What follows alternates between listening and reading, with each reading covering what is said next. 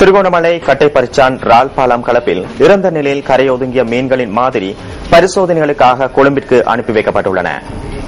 கொழும்பில் உள்ள கடற்றொழில் நீரியல் வள திணைக்களத்துக்கு இவை அனுப்பி வைக்கப்பட்டுள்ளதாக மூதூர் கடற்றொழில் நீரியல் வளங்கள் திணைக்களத்தின் பொறுப்பு அதிகாரியும் பரிசோதகருமான RAHT பிரேமரத்ன தெரிவித்தார்.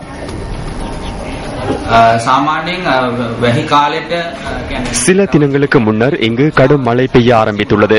களப்பில் உள்ள சேற்று மண் வெளிப்பட்டமையினால் இந்த நிலைமை ஏற்பட்டுள்ளது. அதன் காரணமாகவே கருப்பு நிறமாக மாறியுள்ளது. இதன்போது ஆக்சிஜன் குறைவடைந்தமையால் மீன்கள் இறந்திருக்கலாம் என நாம் நம்புகின்றோம். எனினும் மேலதிக பரிசோதனைகளுக்காக மாதிரிகளை நாரா நிறுவனத்துக்கு அனுப்பியுள்ளோம். திருகோணமலை கட்டைப்பறிச்சான் ரால்பாலம் களப்பில் கடந்த 4 நாட்களாக நீர்வாழ் உயிரினங்கள் இறந்த நிலையில் கரையொதுங்கியுள்ளன. இதேவேளை களப்பில் உயிருடன் பிடிக்கப்படும் மீன்களை உண்பதால் எவ்வித பாதிப்பும் இல்லை என மூதூர் தமிழ் பிரதேச மீனவ சமாஜ தலைவர் N. கிருஷ்ணபிள்ளை தெரிவிக்கின்றார். அத்துடன் இறந்த பின்னர் பிடிக்கப்படும் மீன்களையோ மயங்கி நிலையில் பிடிக்கப்படும் மீன்களையோ உண்பது பாதிப்பை ஏற்படுத்தும் எனவும் அவர் சுட்டிக்காட்டியுள்ளார்.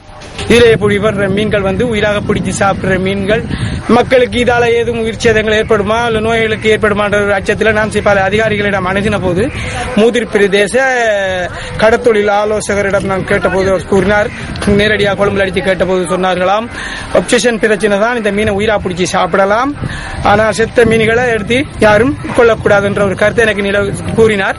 இது சம்பந்தமாக மக்கள் உயிர் மீனை பிடித்துத்தான் சாப்பிட வேண்டுமே தவிர இந்த இறந்து மிதக்கிற மீன்களை எடுத்து கருவாடு போட்டு அதை சாப்பிடக்கூடிய உட்கொள்ளக்கூடிய அந்த விடயங்களை மக்கள் தவிர்த்துக் கொள்ள வேண்டும் என்று நான் அந்த மக்களிடம் கேட்டுக்கொள்கின்றேன்.